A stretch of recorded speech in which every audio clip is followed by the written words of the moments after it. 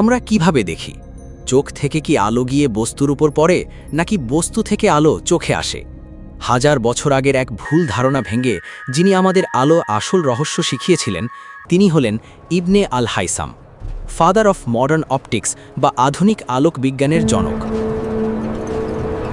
965 খ্রিস্টাব্দে ইরাকের বসরায় জন্ম নেওয়া এই মহান পণ্ডিতের জীবন ছিল রোমাঞ্চে ভরপুর। তার খ্যাতি ছড়িয়ে পড়লে মিশরের ফাতেমীয় খলিফা আল হাকিম তাকে কায়রোতে ডাকেন নীল নদের বন্যা নিয়ন্ত্রণের জন্য। কিন্তু নীল নদের বিশালতা দেখে তিনি বুঝতে পারেন তৎক্ষণকার প্রযুক্তিতে এই নদীর ওপর বাঁধ দেওয়া অসম্ভব।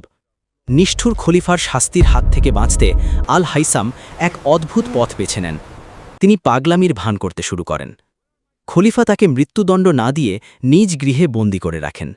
এই গৃহবন্দিত্ব চলে দীর্ঘ 10 বছর, কিন্তু এই অন্ধকার ঘরই হয়ে ওঠে তার জীবনের সবচেয়ে বড় গবেষণাগার।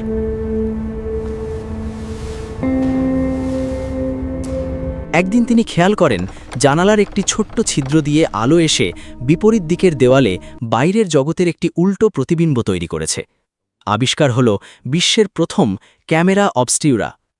অন্ধকার ঘরে বসেই তিনি প্রমাণ করলেন আলো সরল রেখায় চলে এবং বস্তু থেকে আলো প্রতিফলিত হয়ে আমাদের চোখে আসে বলেই আমরা দেখতে পাই। তিনি লিখে ফেলেন তার অমর গ্রন্থ কিতাব আল মানাজির, বুক অফ অপটিক্স।